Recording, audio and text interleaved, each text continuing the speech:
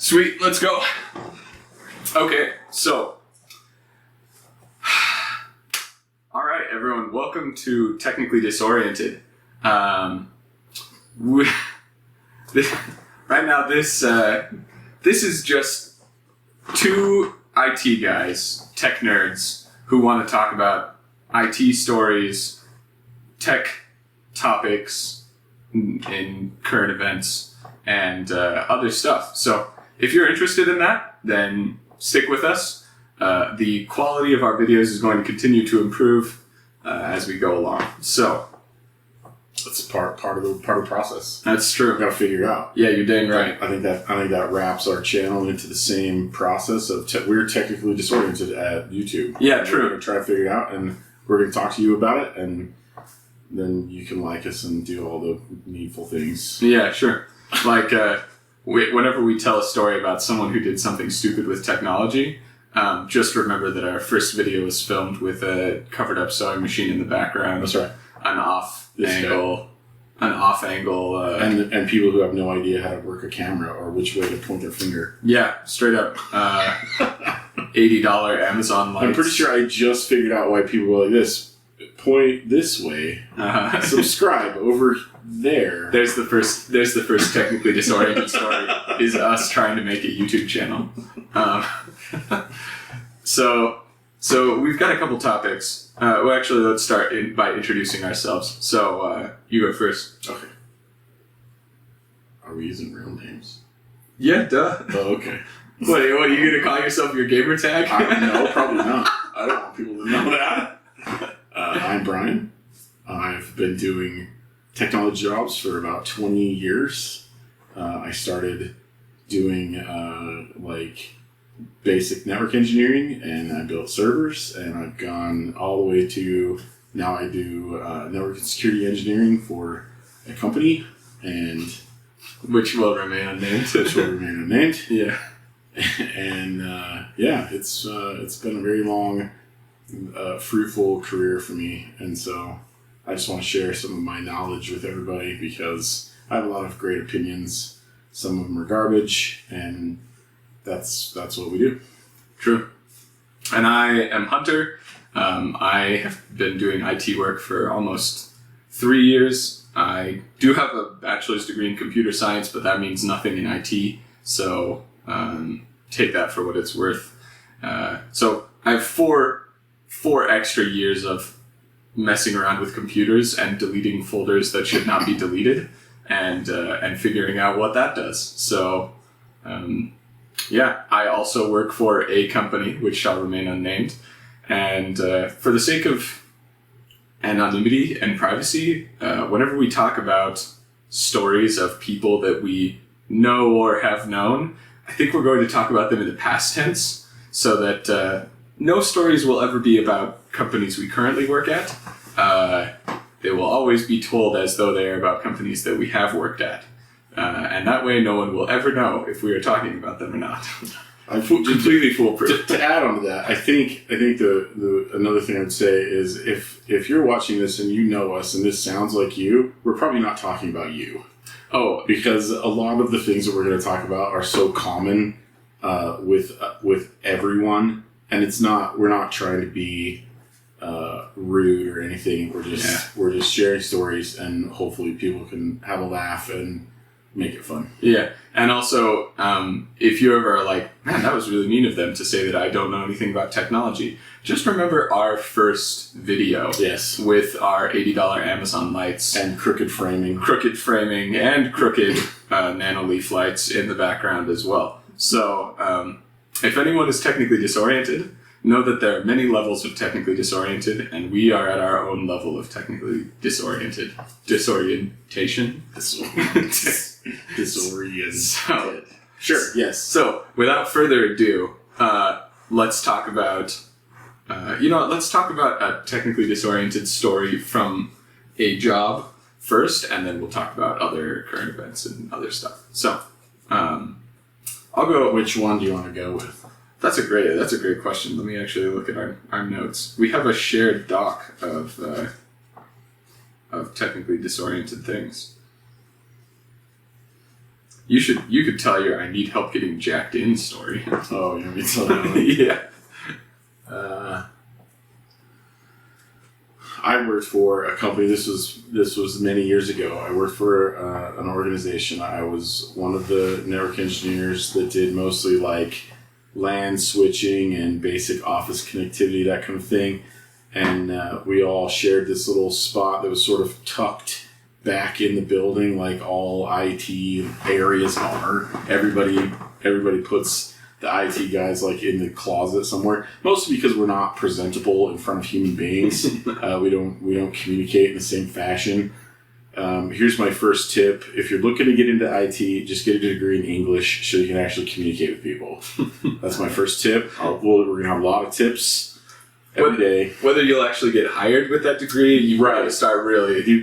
You've got to have some skill sets in tech, and then you got to have a way to talk to people.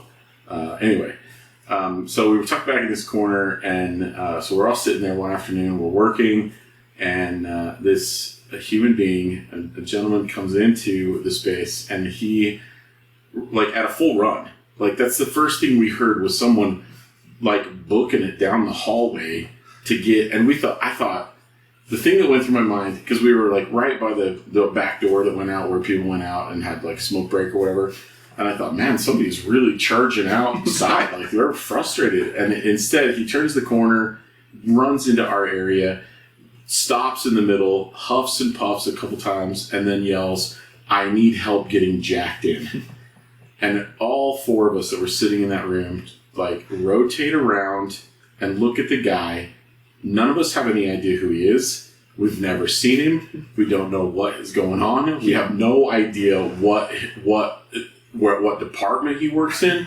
No clue. He's not like a VP. He's not like a VP. He's not like no organizational recollection could be made at first glance.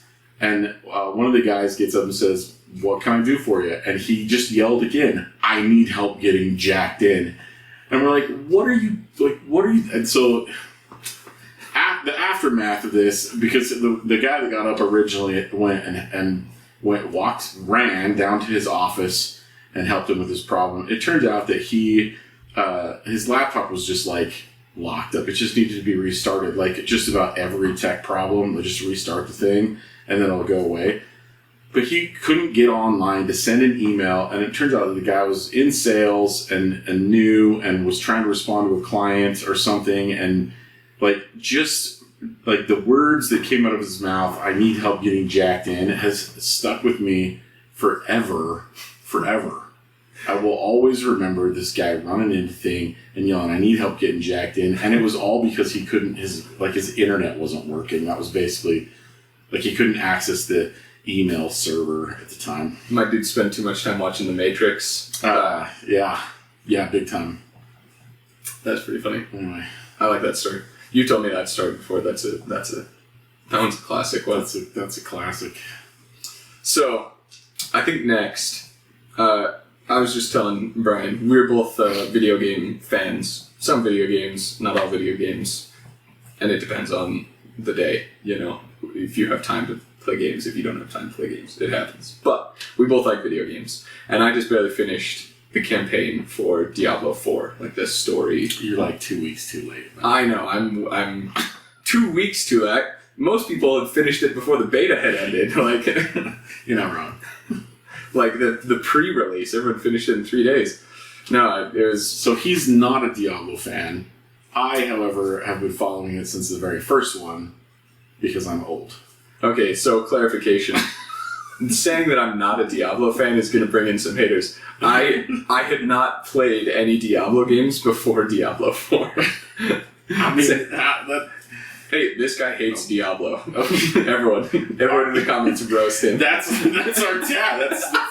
That's got to be the first title of the video. This guy hates Diablo. Roast him. Yeah, roast me, everyone. I hate Diablo.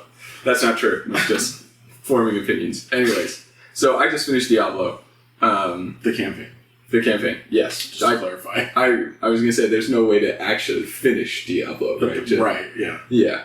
I mean, it's just, you just get more weapons and you get better. But Anyway, so thoughts from me about playing my first Diablo game, and then I'll hear your opinions. So, I liked the game. I liked the story. I liked the. I also decided I'm making an executive decision right now. I'm going to turn a little bit more to face you because I'm not actually talking to these yahoos over here. I'm talking to you. Got it. So we'll rotate. Yeah, we probably need a triangle table. Yeah, true. Okay. Put that on the list. Triangle technically table. Just sort of needs a triangle table. Okay, all right. So putting that on the list. Okay. Hey, everyone subscribe so that we can afford a triangle table. Perfect. And plug one. Yeah, you'll see as we gain following and subscribers and money, the space will just slowly improve. It'll be a running gag. We might get a logo on the wall. Right. I don't know though. It depends. Yeah, I'm never going to mention that again. That's just going to be for the OGs who watched the first episode here, or those of you who go back to watch this train wreck. Yeah. Also, anyway, this is definitively better because this is how I actually talk to you in real life. Yeah, you're right. Oh, also, for people watching here, Brian is my uncle. So, Brian and I have a long history of family gatherings and knowing each other. And those stories are going to come on here too, so everybody look out for those. Gee whiz. Anyways. This is definitively better, but I do have to apologize. I feel like I've always felt like when I see myself on camera that my nose is gigantic. So, I don't think anyone. So everyone comment how big Hunter's nose is. Like this video if Hunter has an absolute schnoz. Anyways, that's gonna be a thing. Anyways. We're gonna have to get you some glasses with a fake nose or something after somebody comments on that. Yeah. That's gonna be a situation. Anyways, so Diablo. So back to the topic. Back to Diablo, yeah. So I like Diablo. I like the characters. I actually found myself more invested in the characters by the end than I thought I was going to be, especially since I had spread the my gameplay out. Like most of the time I only really get invested in characters if I play the game kind of all at once, like in 2 or 3 days, and I spend a significant amount of time hearing their dialogue, listening to them talking and all that kind of stuff. And I liked Lorath. I thought Lorath was cool. He felt like the old wizened adventurer from an old fantasy novel, like an 80s fantasy novel. Yeah. The main characters got more character than some other adventure games, like in Legend of Zelda. Link is a soundless, amorphous. He can be anything. Yeah. And your character does have some personality, but it's not really that big. But I also liked Narelle. I don't know how you say her name, but I also liked her. And Donan as well. I thought that Donan also had kind of a better character progression than I expected him to have by the end of the game, even if it's not a ton. So I liked that way better than I thought. I feel like games where you're down close and personal with the characters, like first person or third person, naturally lends itself to a more human-like experience because you're not experiencing it as a drone above them. So I didn't expect to get as into the characters and story as I actually did. See, I think that's something that Diablo, the whole series, has done really well. I'm way more invested in the story of it than anything else, and I think they've held really true to the feel of playing that. I remember, the whole, you meet Deckard Cain, and then he's kind of your wizardy guide through the whole process of it. Oh, they talked about Deckard. Yeah, in this game. He's an OG character. So he's an OG character that died in the last one. In D3. In D3. Okay. Yeah. And so there was some tears when that happened. You were he'd been my guy for years and years. Really? So he was from D2? Yeah, I don't remember when he came into the thing, but yeah, it was D2. It was before D3. Prior to D3. Mm-hmm. Yeah. You rescued him, saved his life, like did his like helped him out, like he was the guide through the whole process, and he was your like the mentor of it, you know. Yeah. Like the character process for the story, and I think that they're trying to progress the story through like the season process, which I actually like that. I like that part of it. Right. Oh, so they are actually going to expand the story. Yeah, the season 1 kind of expands on the end of this. Like Lilith is still a thing, and she's still, you know, now her influence is still floating around. Spoilers, right? We're gonna listen to spoilers. Okay. Yeah, I forgot the spoiler warning. I actually don't think I don't care. I do not see. Yeah, if you haven't beaten the game in 3 weeks, in 3 weeks, then if we're gonna spoilers, we got to put that disclaimer out. 24 hours. You get 24 hours, and then you're on your own. It's the internet. Okay. That's funny. So I am not going to intentionally spoil anything about the end here, but I will ask about this. Nobody leave. Just mute your audio for like 2 minutes. If you haven't beat the game yet. Yeah, if you obviously, yeah, like you're like me and are really slow. So the end felt like it was leading towards another game. Like, have the devs indicated then that like the season content is going to continue that story, that continuation of a person riding off into the sunset, so to speak, with a torn up dog and yeah. Yeah, that like So I haven't heard I haven't heard any of the development people say that they're going to continue it with seasons, but I can see them creating season content that expands that portion of the storyline. So they're probably not going to go too much further down the story, but they'll like expand more details about stuff that was probably revealed in the game. You think? So I think that Diablo lore is the evil always comes back. Right. Like that's like you beat you beat Diablo, and then more evil comes back, and that's part of the process. And so bringing back one of the prime evils and like carrying on with the story, like that feels very Diablo to me. Mm-hmm. Like it just like it. I can see them doing it. I just don't know. I haven't read anything about it yet. Okay, fair enough. What else was I going to say? Oh, that's some of my praise for the game.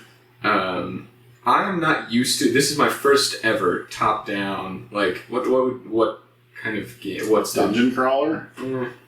I've played some dungeon crawlers, but none like Diablo. Like, I've always considered Diablo like a top-down dungeon crawler. Dungeon crawler, okay. Well, so like I haven't played too many games where like min-maxing is such a big thing. Like this item has to have like these traits, and then you get like this trait, and then this aspect, and then that. Like everything is so.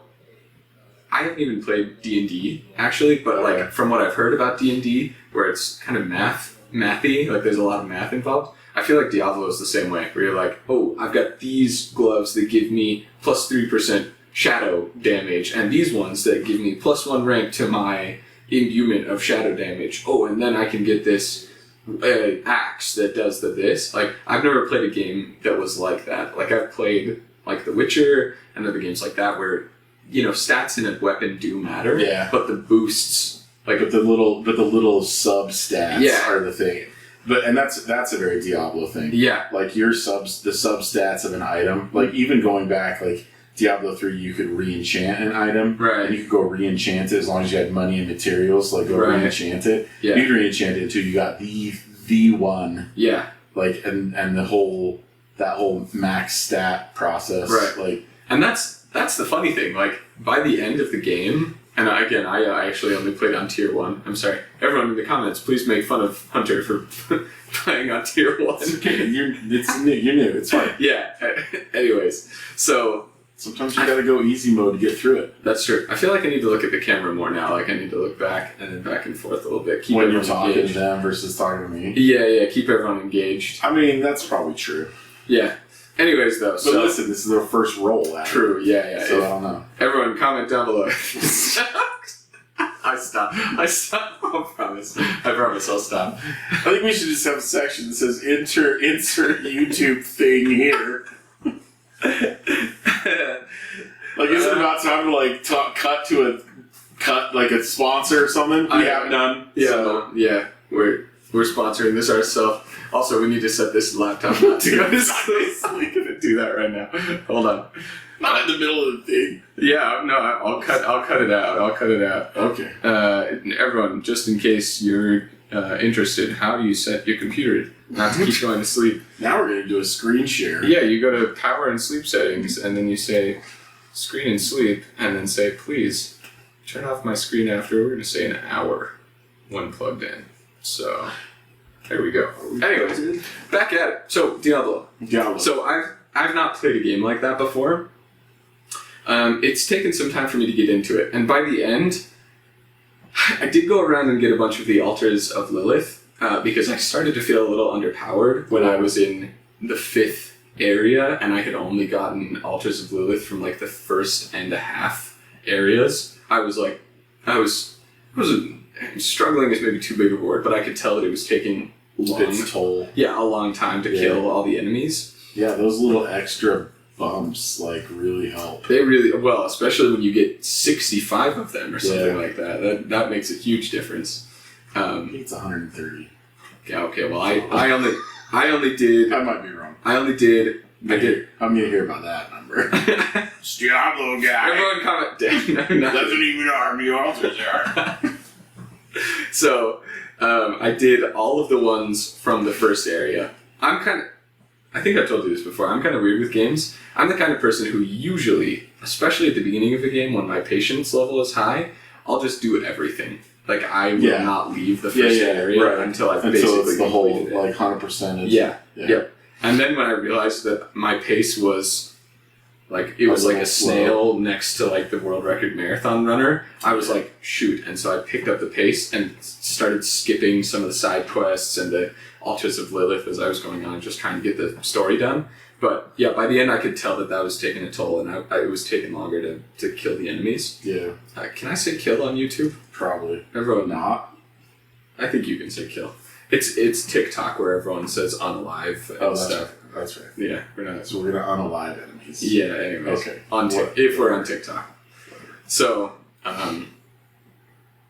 but yeah. So I noticed that. I went back and I got a bunch of the Altars of Lilith. I made sure that I had all of the rewards from each section of the map and stuff like that, and did a bunch of the not dungeons, the little places with the little red demon skull on the map. The Strongholds. Thank you for the word. Yes, I did a bunch of those, and then it was a little easier. And I actually confess the final fight was almost comically easy. Actually, by that point. Yeah.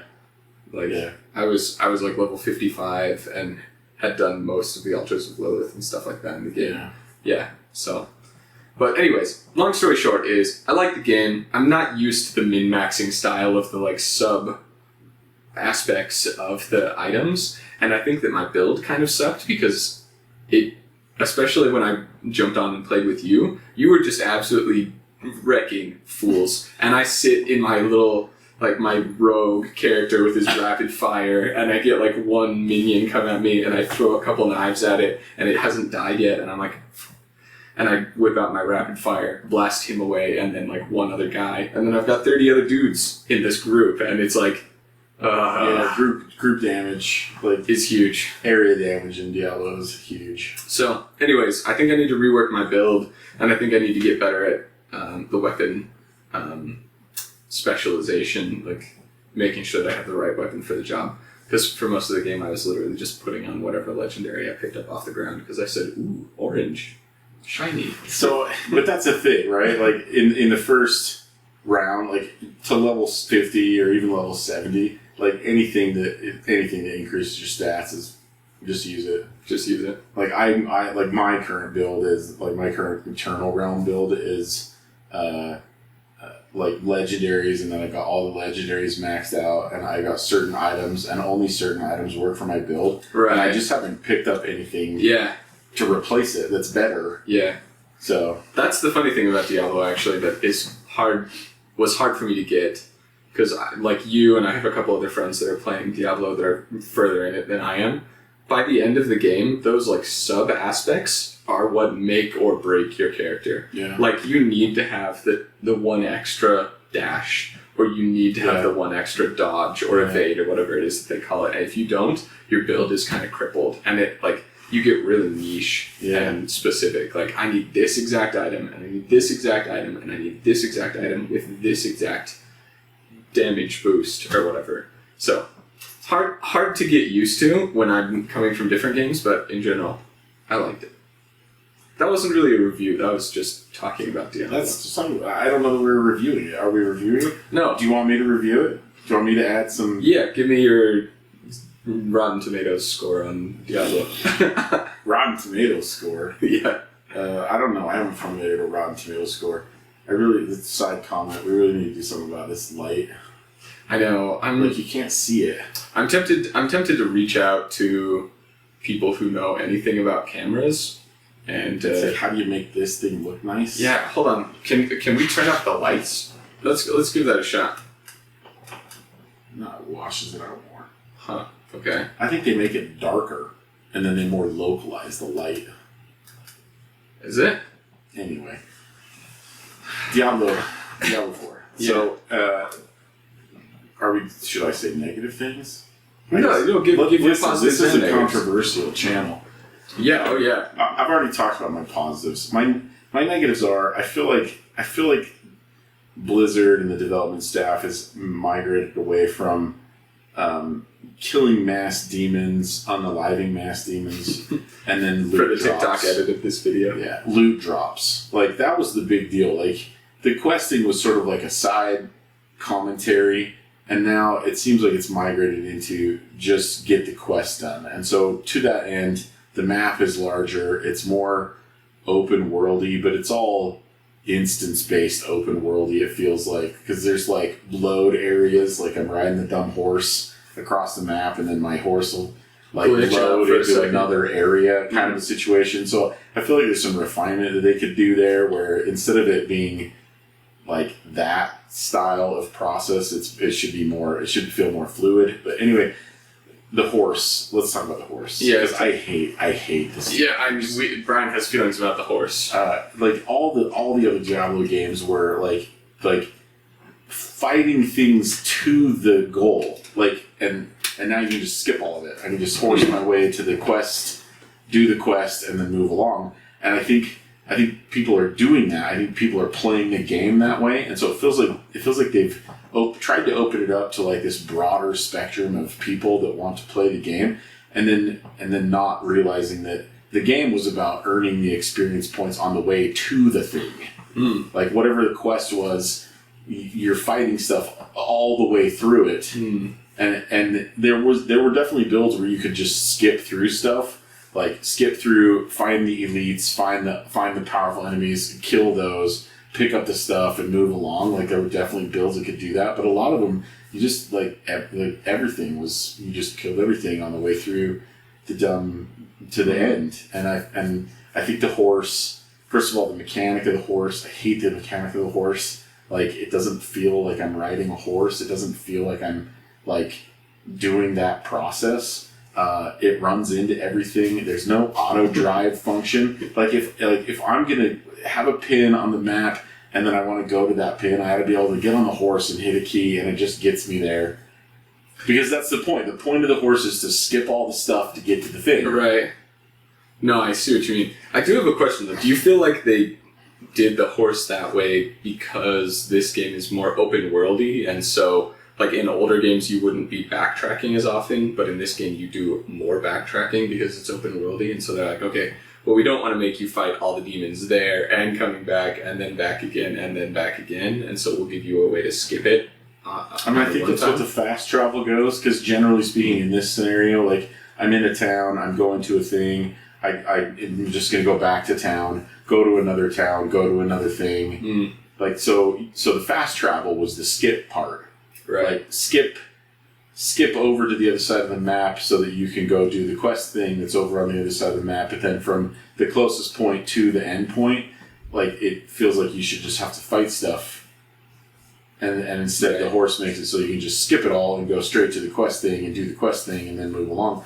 And maybe it'll play into a factor, like, later, like, in the process of their season content and everything like that. Maybe I will understand why they did that way.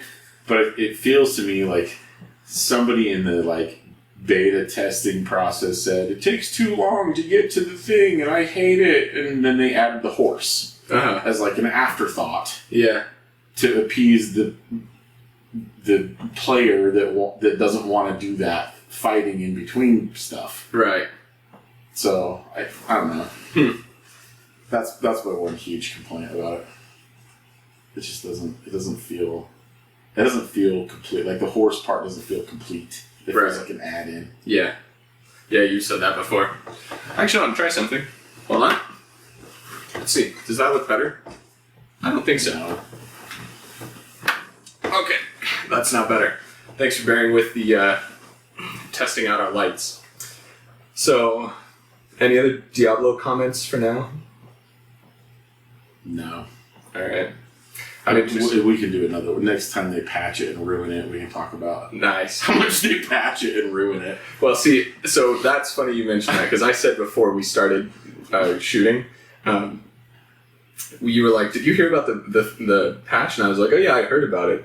I didn't notice anything, though, because I'm too bad at the game to have felt the effects of any nerf. Like your character was already struggling. Yeah, I'm already dog crap. So the struggle was just a little bit more. Yeah, it's like dog crap with like a little leaf sticking out of it now instead of just regular dog crap. So my friend that does play, he plays a necromancer, and he felt it. Yeah, no, he actually felt a buff because, really? As far as I understand, the no minions necromancer is, or kind of was, the meta. Like that's how you were supposed to play it at late game. Yeah, and he is strictly committed to his minions. Okay, he won't sacrifice a single one of them, and so and so apparently they buffed that, and so he loved it actually. My son is that way. Mason's that way. He refuses to play. Like because I won't let him play Diablo 4 yet, but he plays Diablo 3 and he plays a necromancer. Wants all the minions. Yeah, Wants them all. Yeah. Every minion that you could possibly res off the ground, he wants every one of them. Oh yeah. Golem, everything. He wants it all. Oh yeah. He wants like a crowd of other things around him. And he's like, go.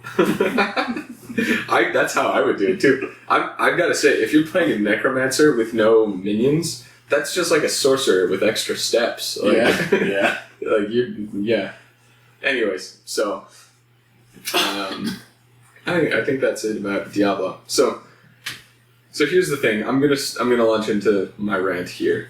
Do you want to do like a close off statement and then we can we'll just keep going. I'm just gonna give let's have a brief pause right here. Everyone look at the camera. Cool, awesome. Okay, so now that'll make it really easy to cut that for a YouTube short if we need to. I'm gonna bring up my notes. So time out. So we're shifting gears off one topic to another topic. Yeah.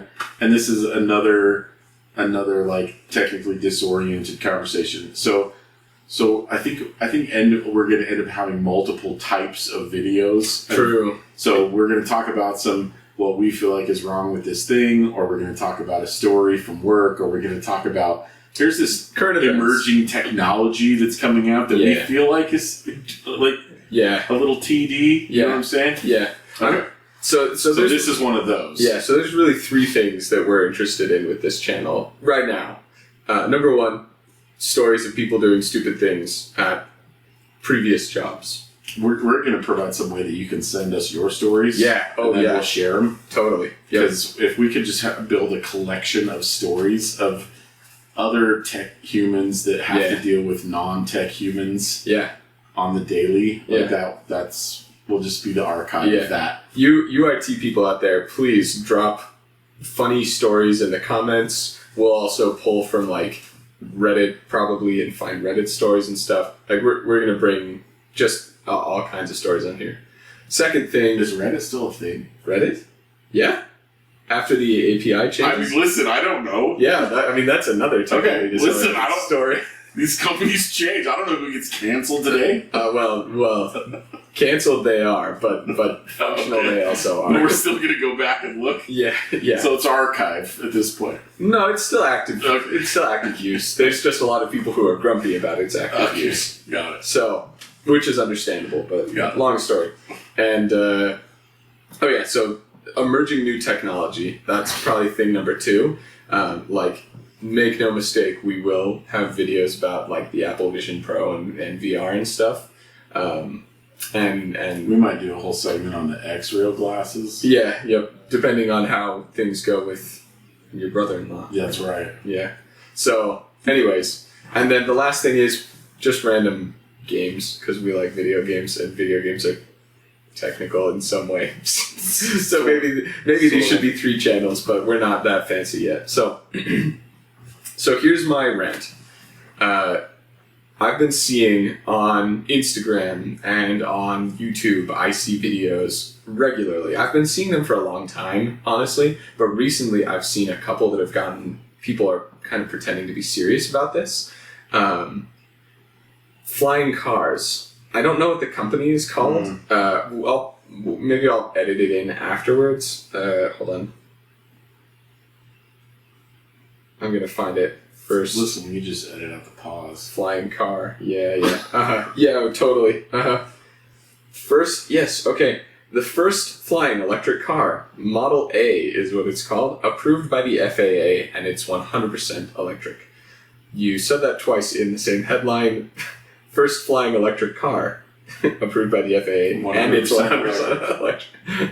Okay, cool. Perfect. So it is the Aleph Aeronautics. So is this one that looks like it has the cage around it? Yes, okay. and it like drives straight, but then it's supposed to like turn sideways and have a bunch of fans inside that lift it up as far as I can see. Right. So I've seen videos and stuff on Reddit, on Instagram, all over of this thing, and forever, like, flying cars have been something that humanity has kind of dreamed of. Like, I don't need to tell anybody watching this video that, like, 50 years ago, people thought we'd have flying cars. 100 years ago, people thought we'd have flying cars, right? Because they were like, oh, well, first we had buses, and then we had flying buses, right? We had planes in the early 1900s that got developed and whatever. And so people were like, well, first we have cars, now we're going to have flying cars. And here's my hot take. Okay. And I actually don't think this is that hot. I just don't think anybody's put any, like, thought into it yet,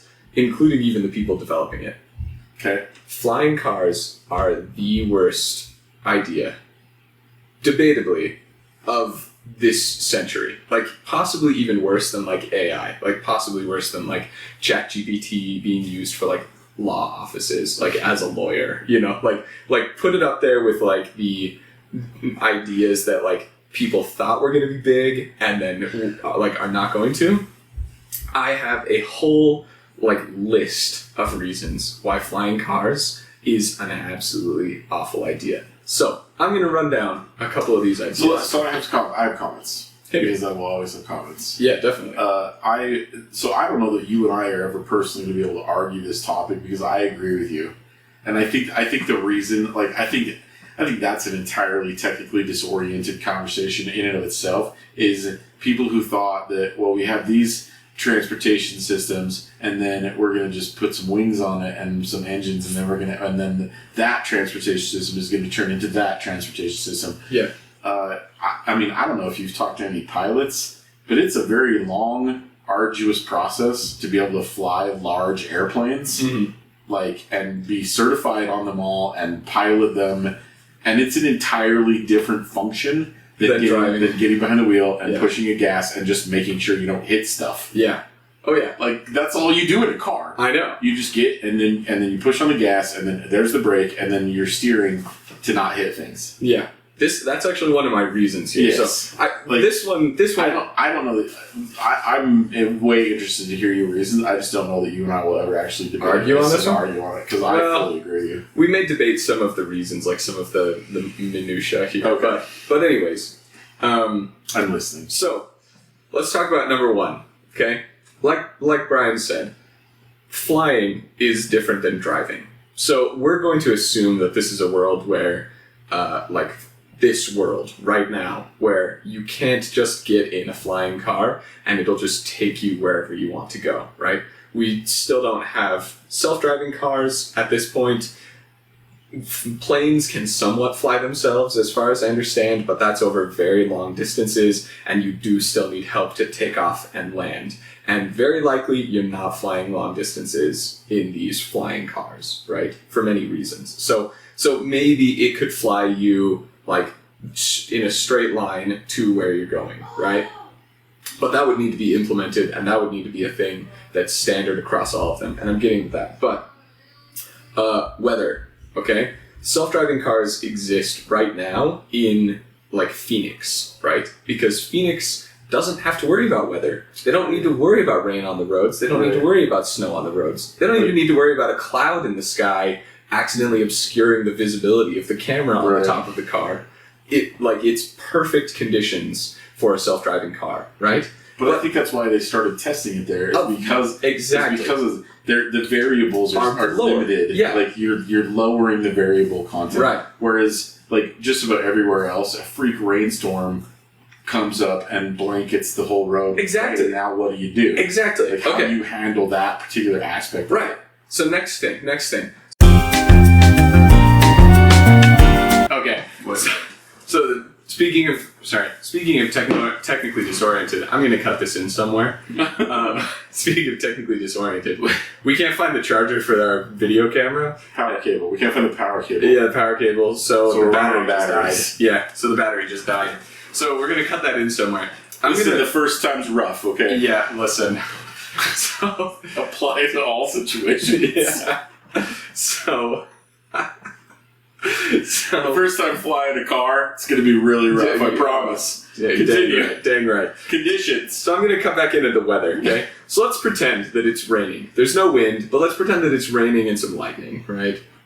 Do you know what happens when it's raining and lightning for planes? Professional pilots who have been flying stuff for many years are used to this kind of thing. They're super careful about it. If there's too much, if they're too much, they'll circle around above the clouds. Or they go up, or they go up, or they go down. Yeah. Or like they wait until there's like a perfect condition for them to land, right? Basically, the point is that if it's difficult for professional pilots in much larger vehicles that can fly higher than the clouds and they can avoid that kind of weather, how difficult would that be for somebody who's just flying a freaking sideways iPhone with some fans in the side of it? Yeah. Like, what if you get struck by lightning? Like, what if you, like, and now let's talk about wind, because that is always accompanied by wind, pretty much. And wind can be around without the rain and the lightning and stuff. It makes it so hard to fly, and the wind is going to be a huge factor when you're a tiny little thing that just relies on a couple fans on the side. And I'm not an aeronautics engineer, by the way. I'm just conjecturing about this stuff, but like, how are you going to account for wind? Like, drones nowadays, like modern good drones, can account for some wind, right? Like, they can... To a point. To a point. But then after that, they're like, grounding, I'm going down. What are you going to do if a windstorm picks up and you're in your freaking sideways iPhone with the fans in it, the freaking ROG phone?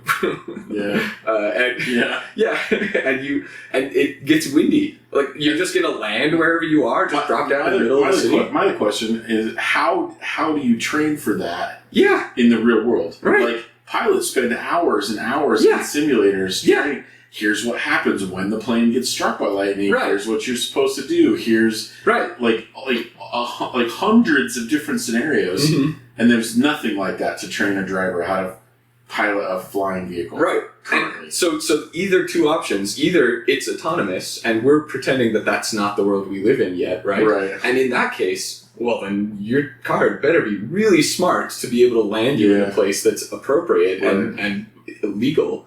And if it's just you driving, well, then you'd better be really smart and you'd better know what you're doing. And nobody does. So have you ever flown a drone?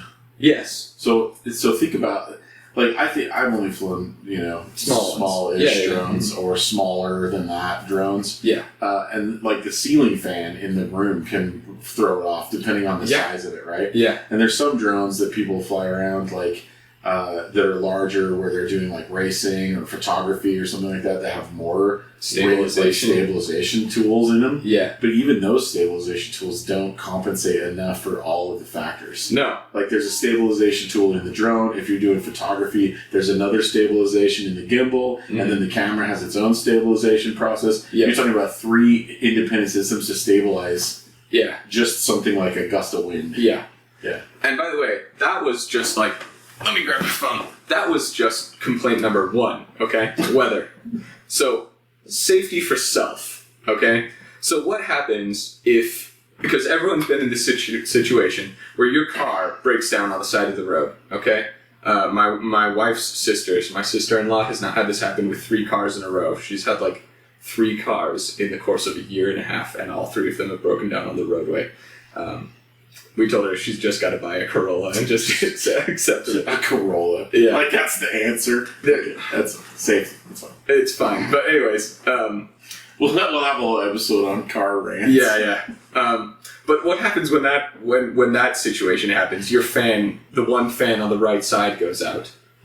You're just screwed. You're just screwed. Your car breaks down on the side of the road, and you're just like, oh, crap. That's going to be a couple $1,000, and you pull over, coast off the road. Hit the OnStar button in your car, and they come and pick it up and tow it. Yeah. And if you've got good insurance, they might even fix it for you, right? If your fan goes out on the side of your car, which, by the way, this will be a thing that happens. I guarantee it. It'll be all over the news whenever it does, right? Yeah. You just fall out of the sky. You just straight up die. Okay, so they have an ejection process. Cool, so you just dropped a car into a neighborhood. Right. You straight up just bombed a neighborhood with your car. Like, even at 40 feet. Like, even if you're at 40 feet or 20 feet off the ground, you're still not walking. You just dropped a lithium battery. Away from that. Yeah, you just dropped a lithium battery into a neighborhood to get punctured on a flagpole, explode, and catch 4 houses on fire. Like, everyone's seen the videos of the Teslas on the side of the road, which are probably a little blown out of proportion. ICE cars and electric cars. We're not going to get into that. But either way, everyone's seen those videos. But everybody saw the scooters that blew up. Everyone saw the scooters that blew up, right? Yeah. And everyone's going to see the first electric car that falls out of the sky, punctures its battery on a light pole, and blows up a house. Right? Like, this is terrible. Okay? Next one is, it kind of leads into that, safety for others. Okay? So, this is my general point on safety for yourself and safety for others. All of yo dumbasses can't drive a regular car in the lines on a road without running into things. Why do you think you're going to be any better in a flying car?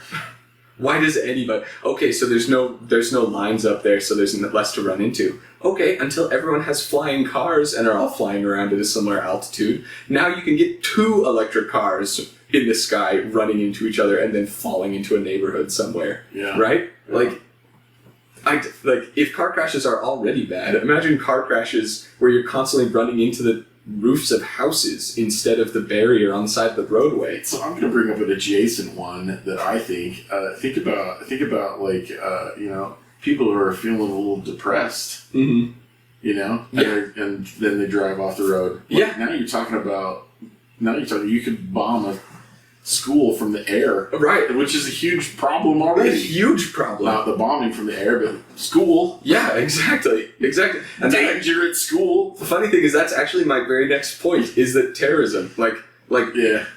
Getting on an airplane is already highly restricted because of the amount of damage that you can do with an airplane, right? Like, you've got to go through a security check. You've got to be cavity searched in order to just get on the plane with it, know anything, right? Now imagine that you just have your own personal airplane. You can just fly around everywhere. Like, are the TSA going to show up to your house in the morning and not let you get in your car without cavity searching you? Or are we going to start the process of mental health checks for people who buy flying cars? Yeah, which should probably be a thing, honestly. but like, do you see that point? Okay, next one. The current cars that we drive are not super efficient. That's part of the reason why, and if you are an environmentalist, or if you're not, I'm not going to try and make any political opinions here. I'm just going to talk about this. Our current cars are not very efficient, and they dump CO2 into the atmosphere, right? So if you're an environmental-minded person, that's part of the reason why you're moving towards electric cars. Electric cars have a higher CO2 cost up front, but then as you drive them over time, that CO2 cost levels out and drops below what a regular internal combustion engine car would be, right? So now I want you to imagine an electric car that gets absolutely dog crap miles to the gallon, basically. I mean, miles to the kilowatt hour or whatever, right? Like, I looked this up beforehand because I was curious. A small plane, like a Cessna, what does a Cessna get in miles to the gallon, approximately? And the estimates were somewhere in the 15 to 25-ish range, right? Which is like what you would get driving a truck. So in the best case, where the flying cars we have are small planes, you're getting the same approximate efficiency that a truck gets, right? And in the case where it's a helicopter, I looked this up, small helicopters will get under 10 miles to the gallon. So now we're talking a truck towing a boat up a hill kind of efficiency. And in a world where we're trying to make things more efficient and have less CO2 emissions, you have now gone backwards, right? Like, you have now made an electric car, which the entire point of was to be environmentally friendly, and then you made it so ridiculously inefficient that it would be better for you to drive a Hummer EV everywhere you go than to fly this thing, right? It boggles my mind, okay? And then, next point, oh yes. This is a thing that I worked at Best Buy. Once upon a time, I was a sales guy at Best Buy. And everyone would always come in and ask about the modem router combos, right? And be like, ooh, that looks cool, because everyone likes less cables, everyone likes the cleaner look, right? And it's understandable. But the general consensus is those work, but they don't work as well for a lot of purposes as using a modem and a router separately, right? And whenever people ask me about it, what's the difference? Well, I would say, okay, well, the two separate will get slightly better performance usually. You can replace one if one of them goes out instead of replacing the whole system. And they do have more cables, so there's some downside there. But in general, 2-in-1s are not usually an amazing thing.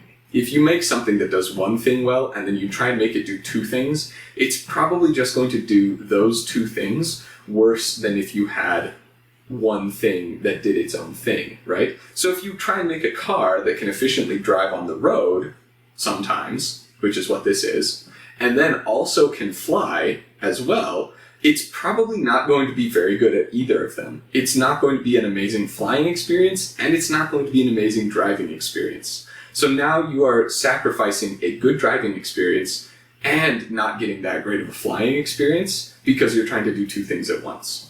I don't know. Am I crazy about that? Like, no, I don't think you're crazy at all. I think the technology is not there yet. I think these are people that are like at the tip of the spear that are trying to change the dynamic of how we're doing things, and we're not focusing enough on one or the other. We're trying to like broaden the scope of it. Right. You're trying to make it more accessible to more people so that it can become more mainstream, so that people will dump more money into the R&D process so they can build more ways to do it better. Mm-hmm. Like I understand that process, but you're 100% right. It's not like you're comboing two different realms of existence. Mm-hmm. And then I think even that goes back to now you're going to learn to drive on the road, and then you're also going to have to learn how to drive in the air. Right. And now you're talking about two different skill sets. Yeah. So now people have to combo their skill sets, and are they going to be proficient at both, or are they going to be more proficient at one and less proficient at the other? True. Like I know in the times in my life, which many years ago, where I rode ATVs or I rode someone's dirt bike or motorcycle, I did not feel personally comfortable doing that. Even after doing it 10 or 15 times, I felt way more comfortable driving a car because you're just used to I'm just more accustomed to doing it. Mm-hmm. So now you're going to go from riding a motorcycle or riding an ATV full time to going to a car or going to the flying side or going to the driving side. Like, it's harder to adapt context switching is really what you end up doing. Yeah. Particularly if you're doing it rapidly throughout your day. Like, let's say I'm driving down the road, now I'm going to fly a little bit. Now I'm going to drive down the road, now I'm going to fly a little bit. It's worse to do that and be able to be proficient at the thing. Yeah, true.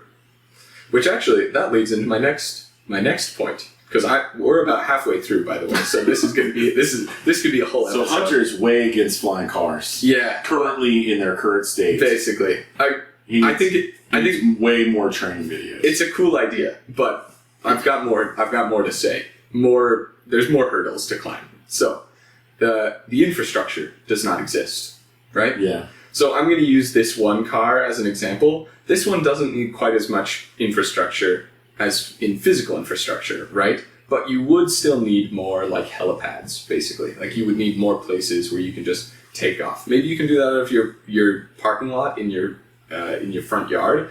But if it's like a helicopter taking off, that's going to be loud. There's going to be a lot of wind. It's going to have people walking past. It's probably not going to be great. So likely there would have to be designated places where you would have to take off and where land. You would drive to the place and then take off from the place. Right. And that's probably not... But then if that was the case, then you would limit your range. Like, let's say I've got to drive 2 miles to the place where I have to, actually take off. Right. And then take off from the thing. Now, do I have enough juice to get me to where I'm going and then get me to where I'm going?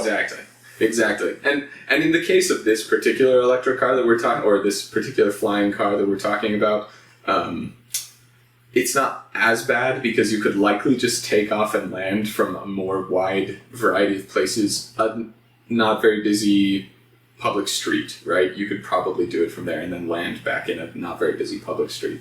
You'd probably want to do it like in larger city areas. There would probably need to be a designated like landing pad, like at a grocery store or something. There would need to be probably some kind of a landing pad. But even in the case where it's minimal infrastructure, like with this particular flying car, the infrastructure still does not exist. Which means that if I buy that car, so let's say I buy that car right now, and I want to go to the grocery store. Well, what do I do with it? Well, I drive it out. Say I live on a pretty quiet suburban neighborhood street, right? So I can drive out into the street and we're assuming, just take off from the middle of the street. And we're ignoring any laws and regulations about this. We're just saying, is it possible, right? You can do that, right? So now, let's say I go to a crowded Walmart, right? Where are you going to land at the Walmart? Are you going to land in the back? Are you going to land on the park strip somewhere where there's nobody driving, but then there's risk of pedestrians being there that you land on, right? So you really need a place to land wherever you're going, just to avoid all of that kind of problems. So now is there going to be a landing strip in every single neighborhood that you need to go to? So now we need to build a helipad in every single neighborhood where anybody owns one of these cars and at all destinations where they need to go?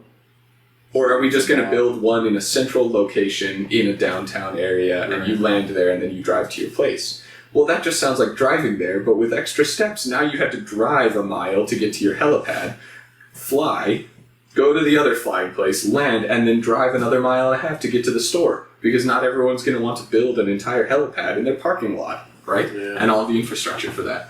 And that's just physical infrastructure, by the way, right?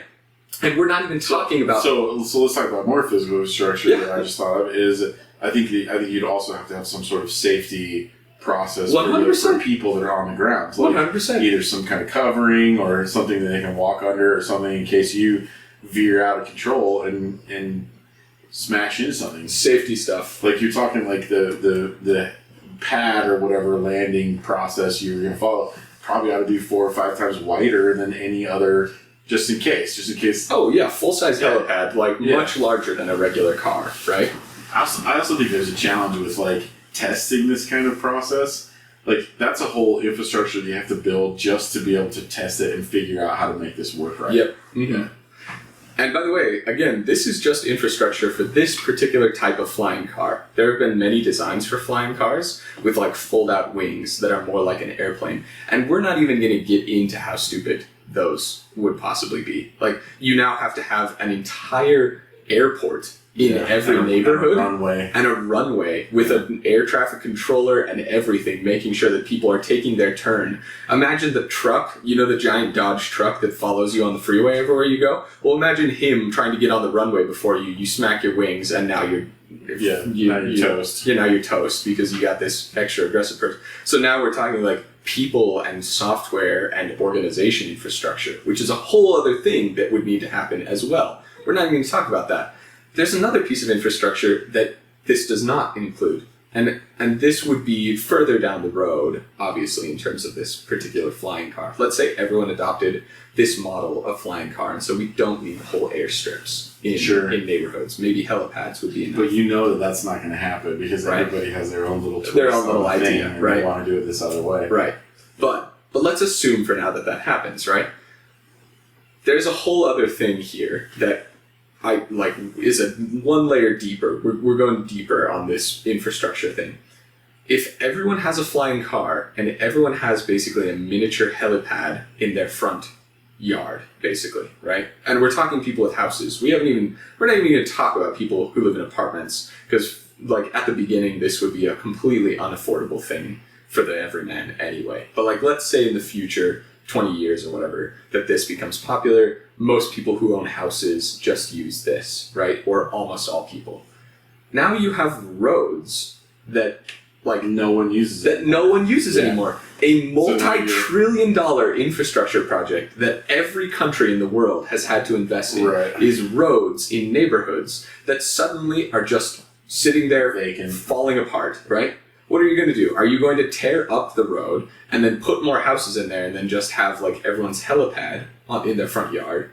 Are you just going to leave the roads there that nobody uses? Yeah, which infrastructure do you maintain? Which infrastructure do you maintain? Do you maintain the road infrastructure? Yeah. Or do you maintain the flying infrastructure? Yeah, the flying infrastructure. Are we just going to let the roads go to crap? How do countries even afford to do both? Yeah, do you want to start paying taxes for some kind of organizational infrastructure for you to fly your car to work in the morning? And then leave, cut off most of the roads, right? Because then that means that either you're going to have to start paying double taxes on something that one you don't use and one you do use, which everyone knows how famous America is for hating paying taxes. For loving to pay taxes for things they don't do anything with. Yes, exactly. So you're just going to let all of the roads go to crap? Or we're going to spend trillions of dollars tearing up roads and doing something else with them, right? Yeah. That whole other thing, okay? So, and we haven't even talked about all of the infrastructure thing, but I need to move on because I still have way more of these, okay? This episode's definitely going to be titled Hunter Hates Flying Cars. Okay, listen, now that we're in the middle of this, I need to preface. I am not opposed to change. You can't say preface. Okay, not preface. We're way down the road. You're right. This is not a preface. This is an disclaimer. This is an interlude. Yeah. Everyone, let's take a brief intermission from Hunter's rant to discuss. I don't hate change, innovation, trying to push the envelope on stuff. I think that's cool. I just think that this one is one that is too much of a harsh shift from one thing to another, that even if we were to do it over the course of 20 years, even if we were to spend, a lot of money on this is not the right direction to be moving, basically, right? Anyways, I don't hate flying cars. I think it's a cool idea. I think it's as cool as anybody else does. I just think it's a poor investment of time and money. So, I already mentioned this in the infrastructure portion, but the organization of it, right? The organizations that currently keep flying, airplanes, secure, operational, efficient, all of those things are, ridiculous, right? In fact, air traffic controller is commonly cited as being, the most stressful job in the entire world, right? And it's not something that we have AIs doing yet. So now I want you to imagine that we need exponentially more air traffic controllers, an already difficult to hire for job. Super stressful job. Super stressful job. And now we need to increase the amount of those exponentially.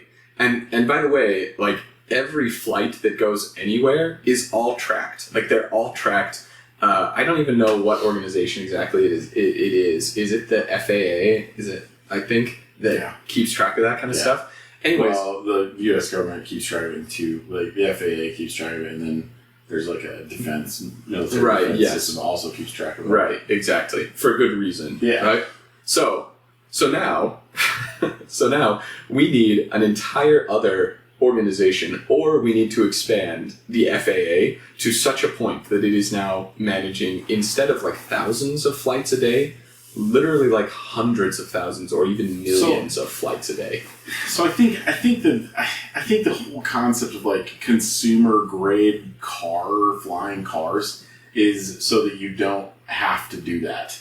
Because the FAA only really cares if you're flying above like 300 feet or 200 feet. I don't remember the number. Right. But there's some ceiling where they don't care. Mm-hmm. But there are regulations, like if you've got a drone and it's a certain size drone, you actually can't fly it over a crowd. Like I see people doing it at the fireworks show or whatever all the time. Yeah. That's actually illegal. You can't do that. And you also can't fly drones within a certain range of airports. Right. Which means that where we happen to live, which has an Air Force base not too far away and an international airport relatively close. Drones here. Yeah, you practically can't even fly drones here. Right. So if I can't even fly a drone, like a small DJI drone in you can brand area. Are we brand? Can we brand?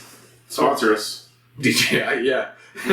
Hey, DJI, please don't ever make a flying car. It's a terrible investment of time and money on your part. Anyways, if you can't even fly drones around because of all of the concerns around that, how in the hell do you think you're going to be able to fly an entire car around? And by the way, if you're going to fly below that ceiling where you were talking about, where like they don't care that much, then you're going to run into other problems of like, well, now your car needs to be able to avoid telephone poles, or you need to be able to avoid telephone poles while going 150 miles an hour in your miniature airplane, basically, right?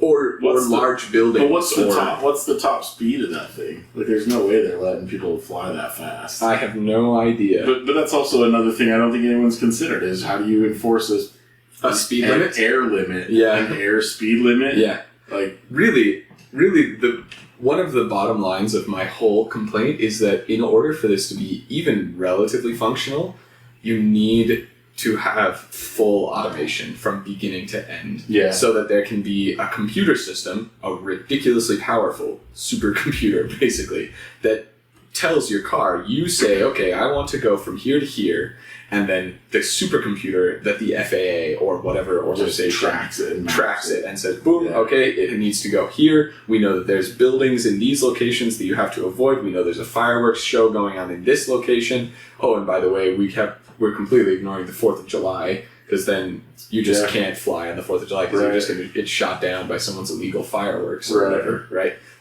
Beside the point, that's a whole other topic, right? That automated system just maps it, takes you to the spot, lands for you, and all that's done. But the problems with that, even if that existed, there would still be tons of other problems, like the ones that we've talked about would still be relevant to some extent, to a lesser or greater extent, depending on which topic. And then all of the same problems that are currently with regular self-driving cars would also apply. Who's liable if an accident happens? Is it the AI that mapped your route? Is it the company that wrote the AI? Well, we can never know why the AI chose that direction because it's a black box or whatever, right?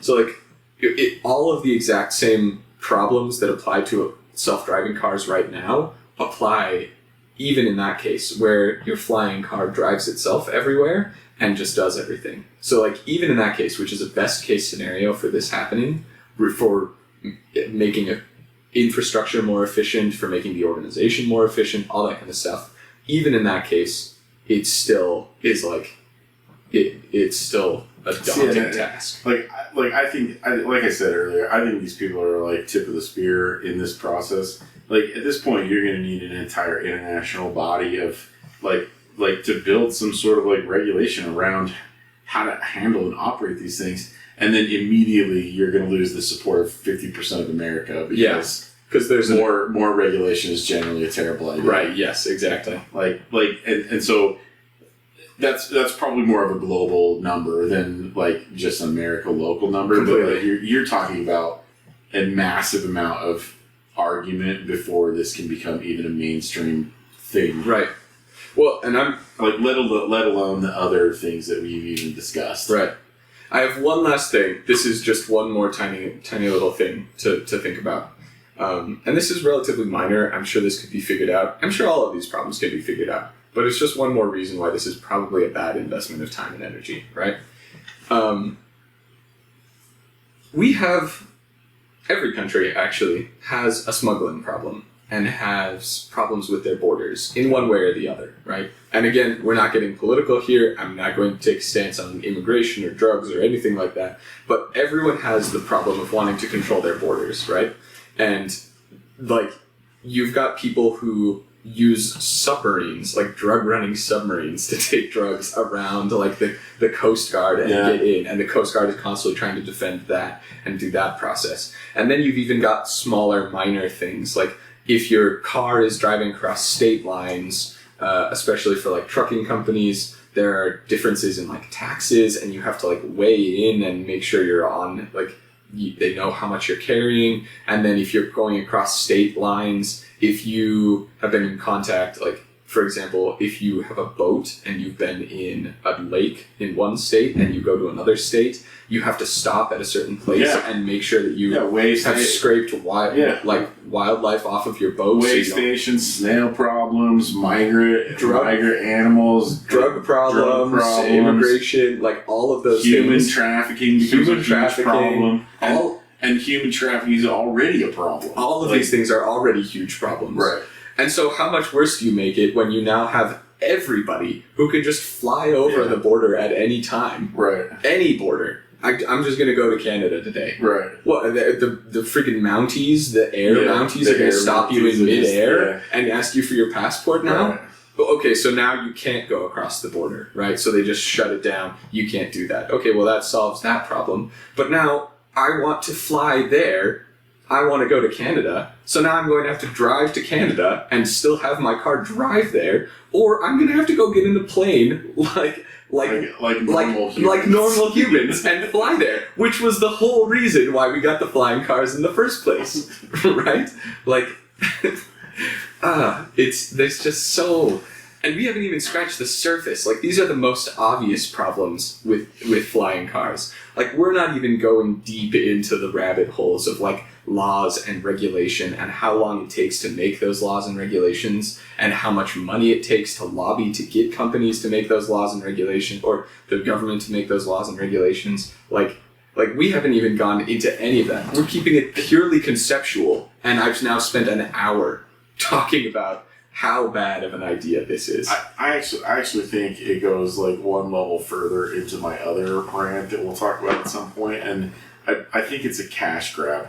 I think it's a cool toy cash grab, because what do these things cost at $100,000? I don't know. Let me look. $150,000, $200,000, and they took almost nothing to make. It's a wire frame and some motors and some batteries. Like, it really doesn't take that much. Like, the R&D is a lot, but it doesn't take that long to actually manufacture the thing. Mm-hmm. So I think these are people that are like, if we can sell 40 of these things, we can all just retire and don't worry about it. Right? Yeah. I really honestly think it's in that realm more than anything else. Mm-hmm. Like, I really do. I really think it is. Like, and are we talking? So you're talking about the wire frame one. There's another one that's more of a helicopter-based one that's just a single passenger that has all of those problems, including now you're only hauling one ass around. Yeah. What's the point? Oh, yeah, and again, I think I said this during the course of the rant, but we're assuming best case scenario, like a drone that can take off and land, like, in place. Right. Like, if we're talking those older designs for flying cars with fold-out wings, again, that's got require 400 feet of runway minimum. That's got its own whole set of things. Like, those can be a little more efficient, so the efficiency problem goes down a little bit, but it's still not as efficient as even driving, like, a regular gas small compact car. Right. Like you don't even need Or to get like- into the hybrid or electric range. Well, I was going to say, or like today's hybrids. I mean, you can buy large vehicles that are hybrids today that are more efficient than what you're talking about for like a third the cost. Yeah. Oh, sorry. I completely forgot. The whole point of this, the whole point of the flying car is to make your 20-minute commute a 10-minute commute instead. That's the whole idea. That is the whole reason we are doing Like this. alleviate ground traffic and put some of it In the sky. for the people that can Yes. afford to do it in the sky. Yes. Yeah. Yeah. That's the whole reason. Like, all of those problems. I mean, can you imagine, like, let's go back to the dropping out of the sky. Can you imagine someone having an electrical failure in the middle? Like, and let's say you build this thing where you're like, okay, you can only fly over other roads, and then in the middle of rush hour traffic, some drops down on 8 cars. Yeah. Yeah, but then if you can only fly it over roads, then you've got the problem of you can only go just a little faster than the cars on those roads. Right. Yeah. And so you're It's not only even getting slightly faster. Yeah. The whole reason that anybody is developing this is so that your 4-minute drive to freaking Walmart becomes a 2-minute drive instead. Except that if it takes any appreciable amount of time to drive to a place to take off and then go and find a place to land and then drive where you're supposed to go, like, the time benefits are practically gone. Yeah. And by the way, the range on these is not going to be amazing. A regular electric car that gets way better efficiency using wheels than using fans can already only go 300 miles, right? Yeah. So let's cut that in a third. I mean, doesn't Tesla have the one that'll do like nearly 400, but it's in like in certain Yeah, conditions? right. But So, I mean, that's being like the generous. outlier, right? Yeah, that's being not the generous. common. Yeah. It certainly isn't the common man's Yeah. vehicle. So now let's imagine that you can only fly, especially right now with current battery technology, you can only fly 75, 80 miles. Right. So now, when you go visit your family that lives an hour away, now you have to land your car in their parking lot or in their cul-de-sac or whatever. Plug it in and hope that you are there hanging out with the family for long enough to charge and get back home. But how many passengers does that one hold? I think it's just the one. Let me look. Is it 1, 2, or 4? Because now you're talking about this is an even more like limited scope of how many. Like, if you can't haul people, it's definitely not going to be an even small family couple's car. Yep. Vehicle.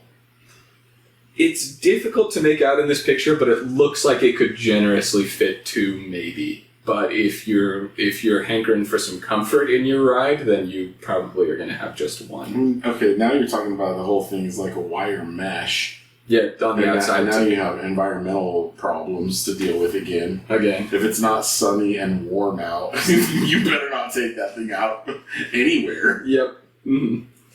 Yeah. Like, waterproofing technologies come quite a ways, but yeah. Mm-hmm. I don't know on a moving motor if it's. I don't know. That's me. We're getting into the minutia of the problems. Yeah, we're getting into the details here. So, anyways, all of that is to say, nobody needs to build out ridiculous infrastructure, spend way more money than anybody actually needs to spend. Push that spend down into the population of humans. Just what would happen. Yes. Just to get you to work 10 minutes faster than you currently get to work. Yeah. That is ridiculous. Like, we could literally we proved it during the pandemic. More people can just work from home, and you just don't need to go to work, and that eliminates the entire reason to have an electric car anyway, or a flying car. The electric car is a different discussion, but a flying car anyway. Like, if we just were to make the small shift in our mindset that people don't need to sit in an office all day to get their work done, which a lot of places already do, but a lot of places have shifted back. But if we just said, no, people don't really need to be in an office, it's not really necessary, you can come in sometimes for large group activities, whatever, right. Then, like, the vast majority of the reason to own a flying car right now just goes away. And it requires way less money, way less infrastructure change, way less training, way less everything to implement that change. everyone just has to have a laptop and internet at their house, which everyone already does pretty much. So it's stupid. And by the way, and rant. Yes, Aleph Aeronautics. If you're watching, if this ever makes it to anybody who works at this place, which would be incredible, but I am so sorry for having taken a dump all over all of your ideas. I think they're cool. I just think they're unnecessary, too expensive, too much time, too much effort. Listen, I'm going to take that one level further, and I'm going to say we would love to have someone from your marketing department or your technology department talk to us about how you guys are overcoming some of these challenges, because it's a huge issue. Yeah, it's a huge issue, and I'm not convinced that that it's been well thought out enough to make a real hard push on it. Yeah, in fact, knowing executives in companies that I have worked for, I doubt they've even had conversations this in-depth about all of the problems related to this. They were just like, hey, can you guys make a flying car to some engineers? And they were like, damn right we can. And they were like, that seems like it would get some views on Instagram. Make some money, attract some investors, take that cash, and we'll run with it. Like, I don't know. That's what it feels like. Maybe they're more passionate about this than I give them credit for. So Brian makes a good point. I would love to hear, again, down in the comments, someone from Aleph Aeronautics, please correct me and tell me that I'm stupid about every single one of those points. And yeah, definitely. And then repost those comments on all your stuff. Yeah. Yep. Because that's how the internet works, right? Yep. Pretty sure? Yep. Okay. Just checking. So we're on the same page. I think that's pretty much it.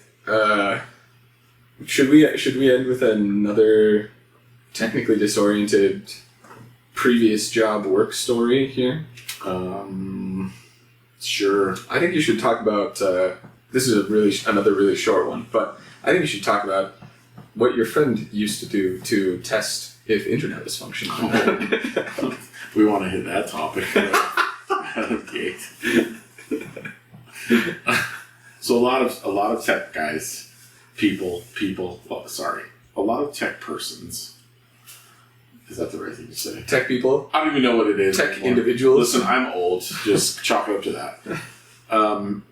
A lot of tech humans have some way to verify that the internet works. And I'm going to ask Hunter what his is right now. Mine is actually multifunctional. I can use it to check sound, and I can also use it to check that the internet is working, or both at the same time. I just look up Mariah Carey's All I Want for Christmas Is You on YouTube, and that double checks that the speakers are working and also that the internet is working. So that checks three things, actually: audio, video, internet function. Right. Well, the monitor is working. Right. Back in the day, there like YouTube wasn't a thing, and so I had a friend that used to just search on whatever the search engine was at the time, pink parts, whatever that means, just to see what came up, whatever that meant at the time. I would not recommend Googling that personally, but that's just me. Especially not in a corporate setting. Particularly if you're watching this at work. Yes, 100%. Yeah, well, and the funny thing is that most of the time you're going to be Googling that on a corporate network, which means that your firewalls are going to have a log. See what's happening. Yeah, a log of someone searching pink parts. I would not Google pink parts. Yeah. All I Want for Christmas Is You is a little more tame. A little tamer. I do have to say, and more functional. Mariah Carey was totally like first celebrity crush for me. Oh, really? Okay. Yeah, well, yeah, she was like early celebrity crush. My approximate age is late 20s, mid to late 20s. Am I supposed to say exactly how? I have no idea. I have no idea what the rules are. I'm 43. Yeah. Okay. All right, fine. If we're going by that, I'm 26. And I will call the company out on this one. By Source Corp's AHR standards, I am currently 65 years old, because that's how old the lady thought I was 20 years ago. So, there we go. Yeah. All right. Anyways, so, as always, I don't know why I said as always. We've never made one of these before. This is the first one. So, please leave any comments for us about any of these technically disoriented stories, telling me that I have a giant nose, telling me that I'm bad at Diablo. I know that. Please confirm Pointers that. on the lights. Pointers on the lights, please. Pointers on lighting. Any other critiquing you'd like, including appearance. Yeah. It makes no difference to us. Yep, and please also give me a complete rundown of why I don't know anything about flying cars and why I'm a moron. Particularly if you're with Aleph Aeronautics. Yeah, definitely interested in that. So, I don't think we can say that. I think we can. You think so? Yeah. I think the reason that YouTubers don't put in like branding for stuff is so that like nobody gets the impression that they're saying something like they're sponsored by them. Or Yeah, whatever. okay. We're not sponsored by anybody. We'll tell you if we're ever sponsored by someone. Yeah, you will know. You will know if anybody ever pays us money to do this. For sure. So, anyways. Until then, you can hear us ramble. Yep. We'll be putting this on YouTube. We'll probably divide it up into some different clips for ease of watchability. And probably throw this on Spotify as well. So, thanks for watching. We'll see y'all next time. Bye.